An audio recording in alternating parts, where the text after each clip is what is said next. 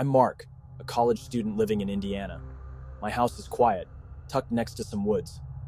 During the day, everything feels normal, but at night, the woods turn the place strange. Behind the house, under the patio, there's a hot tub. That's where it all went down. It was Saturday night, the end of spring break. School was about to start again. I had my 3 close friends over, Kyle, Keenan, and Derek. We were hanging out, making the most of our last free night. We started in the garage, playing pool, blasting music, drinking, and laughing. It felt like a good night. After a while, Kyle suggested we hit the hot tub. It was cold outside, so the warm water sounded perfect. We all agreed, changed into swim trunks, grabbed our drinks, and settled in. The water felt great as we talked, joked, and lost track of time. Then we heard it, sticks snapping in the woods like footsteps. Not an animal, a person. We went silent, scanning the darkness. Keenan tried to brush it off, saying it was nothing. We laughed, but it was forced, nervous. We cranked the music louder and tried to keep talking. About 10 minutes later, a man stepped out of the woods into the patio's light. He wore a long black coat, white sweatpants, and a gaming headset. His eyes were wide, his face blank. We jumped, yelling, demanding to know who he was and what he wanted. He raised his hands and said his name was Seth, 33 years old. He claimed he heard us laughing and wanted to join. We exchanged confused looks. I told him to leave. He didn't. Instead, he stripped off his coat, shoes, and pants, leaving just his underwear, and climbed into the hot tub. No one knew what to say. I pulled out my phone and started recording, not for fun, but because this felt unreal. We grilled him, asking where he came from, if he knew anyone here. He just repeated that he heard us laughing and wanted to hang out.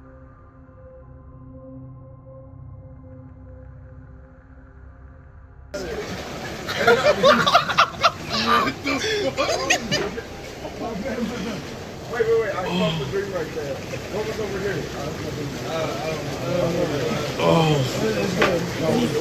It stopped us cold. He admitted to molesting a child. We exploded, jumping out of the tub, yelling at him to get out. We dragged him from the water. He didn't resist, just stood there, dripping, staring. Then he slowly walked back into the woods without a word. We bolted inside, locked every door. Some of us laughed nervously, trying to shake it off, but Kyle and I couldn't relax. It didn't feel over.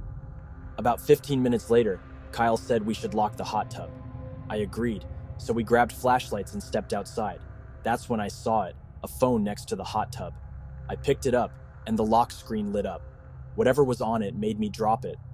I didn't say what I saw, but it shook me. I told the others I thought Seth would come back. We ran inside and told everyone. Then we heard tapping on the window. I knew who it was. I opened the curtain, and there was Seth, pale, wide-eyed, with a creepy smile. He didn't speak, didn't move, just stared. I yelled for Kyle. He ran in and called the police. I grabbed a bat and went to the front door, shouting for Seth to leave and take his phone. He didn't answer. Instead, he walked slowly around the house. I followed a bit and saw him through the patio window, staring inside again. I told him the cops were coming, but he just raised his hand, waved once, and walked back into the woods. The police arrived minutes later. We told them everything. They searched the woods and found Seth standing alone, staring toward the house. They arrested him for trespassing, and we thought it was over, but I didn't feel safe. A few days later, I saw a Snapchat post from a girl nearby. It was a video of another man, not Seth, trying to break into her house late at night. That's what got me. Seth might not be alone.